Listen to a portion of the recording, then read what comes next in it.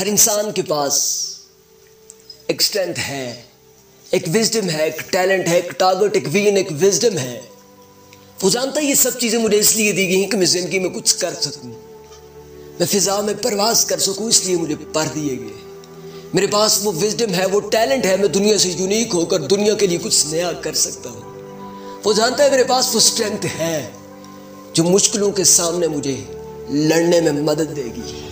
वो जानता है वो सब चीज़ें मेरे पास मौजूद हैं, वो तमाम हथियार जो एक जंगजू को मैदान में लड़ने के लिए चाहिए होते हैं, वो तमाम फैसिलिटीज़ मेरे पास हैं। और फिर बहाना क्या देता है? सब कुछ होने के बावजूद वो एक बहाना देगा, मेरे पास अपॉर्चुनिटीज़ नहीं है, मैं जिस फील्ड का बंदा उस फील्ड का स्कोप नहीं है, मैं इसलिए आगे नहीं जा पा रहा। लेकिन वो ये नहीं जानता कि वो खुद से एक बहुत बड़ा झूठ बोल रहा है।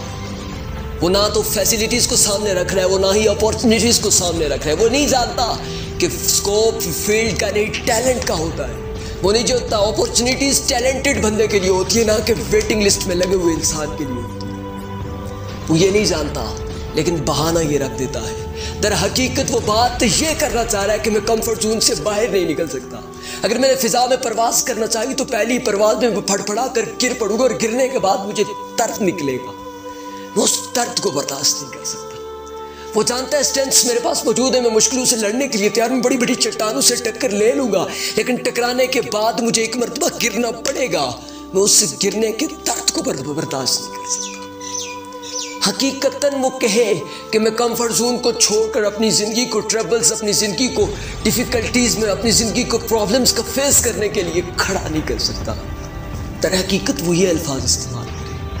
लेकिन याद रखना कि जो बहाने तुम दे के बैठे हो, मेरे पास अपॉर्चुनिटीज़ नहीं है, फैसिलिटीज़ नहीं है, मैं क्या कर सकूँ, मेरे पास कुछ भी नहीं है, मेरे पास वो मौके नहीं कि मैं ज़िंदगी में मैदान में जाकर लड़ सकूँ। लेकिन याद रख कि सबसे बड़ी मोटिवेशन ये होती है कि जब इंसान अपने लिए खुद मैदान क्रिएट करे। याद रखना कि एक शेर जंगल में जाकर ये नहीं कहता कि आज से तुम मुझे अपना राजा मानो, आज से मुझे शेर होने के नाते जंगल का बादशाह मानो।